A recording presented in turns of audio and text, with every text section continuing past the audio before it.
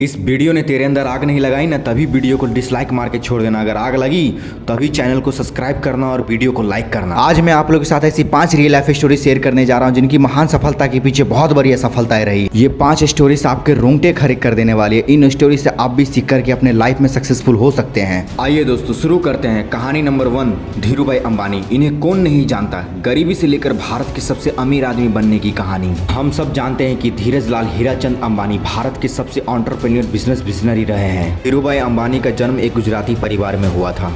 इनके पिता एक स्कूल टीचर थे और ये अपने पिता के दूसरे नंबर के बेटे थे। धीरूभाई अंबानी ने अपने करियर की शुरुआत पकौड़े बेचने के काम से की थी। जब वो 16 साल की उम्र के थे तब वो यमन चले गए, जहां उन्होंने ए बेसिस एंड कंपनी के साथ एक डिस्पैच प्रतिनिधि के रूप में काम किया। यमन में काफी समय तक काम करने के बाद में वो भारत वापस आ गए। उन्होंने छोटी पूंजी मात्र 15,000 रुपए से रिलायंस कॉमर्शियल कॉर्पोरेशन की स्थापना की।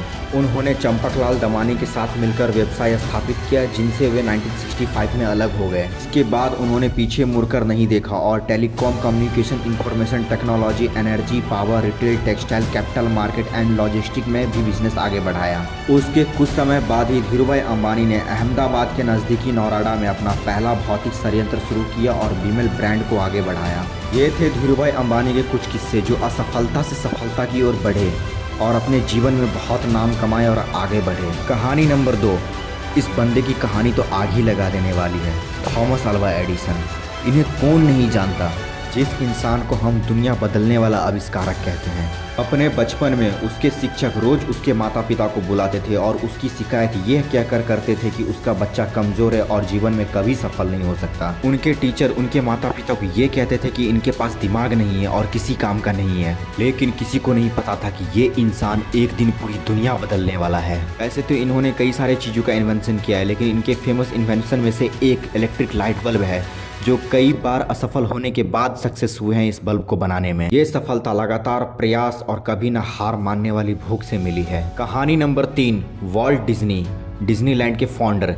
इन्हें पूरी दुनिया जानती है। एक टाइम पे न्यूज़पेपर एनिमेशन की नौकरी से यह कहकर निकाल दिया कि तुम क्रिएटिव नहीं हो, लेकिन वो कभी हार नहीं माने। उनके लाइफ का टर्निंग पॉइंट तब आया जब अपने क्रिएटिव ब्रेन से ऐसे चीज का निर्माण कर दिया जो उन्हें कभी अपने सपने में भी नहीं सोचा था, जिसे आज हम मिकी माउस के नाम से जानते हैं। एक टाइम पर उन्हें यह कहकर निकाल दिया कि तुम क्रिएटिव नहीं हो। आज उनकी यही कमजोरी उनकी सबसे बड़ी ताकत बनी। कहानी नंबर 4, सुपरस्टार रजनीकांत। इनकी कहानी तो आग ही लगा देने वाली है।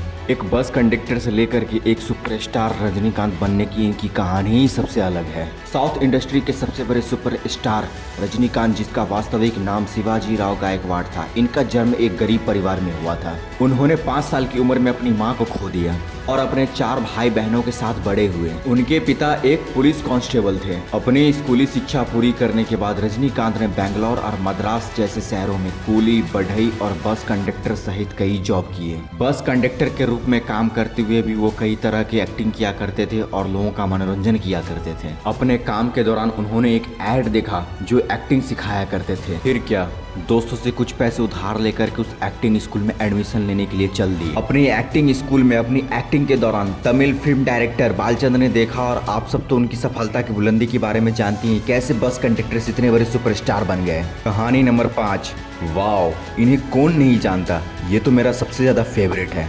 Doctor APJ Abdul Kalam. इनकी कहानियां कुछ ऐसी है जो आपके रोंगटे खड़े कर देने वाली है। एक महान वैज्ञानिक और भारत के 11वें राष्ट्रपति, इनकी सक्सेस इतना आसान नहीं रहा है। डॉक्टर अब्दुल कलाम का जन्म एक बहुत ही गरीब मुस्लिम तमिल परिवार में हुआ था। उनके पिता जैनुलाब्दीन एक नाव के मालिक थे और उनकी माता हाउसवाइफ थी। उन्होंने काफी कम उम्र में काम करना शुरू कर दिया था। अपने पिता की आर्थिक रूप से मदद करने के लिए अपने स्कूल छुट्टी होने के बाद वो न्यूज़पेपर बेचा करते थे, जिस वजह से पढ़ाई में भी उनके एवरेज नंबर आते थे। लेकिन उनका इंटरेस्ट मैथमेटिक्स में काफी था। हालांकि वो एक मेहनती छात्र थे, लेकिन जब वो कॉलेज में थे तब उनकी पढ़ाई को लेकर वहाँ के डीएन अनसेटिस्फाइड थे और उनकी स्कॉलरशिप को रद्द करने की धमकी देते थे। उनके टीचर ने उन्हें एक प्रोजेक्ट दिया जिसे 3 दिन में पूरा करना था, नहीं तो उनकी स्कॉलरशिप रुक दी जाएगी। फिर उन्होंने अपने प्रोजेक्ट पर अधिक परिश्रम किया और अपने प्रोजेक्ट को समय सीमा पर पूरा किया, जिससे उसके टीचर बहुत प्रभावित हुए।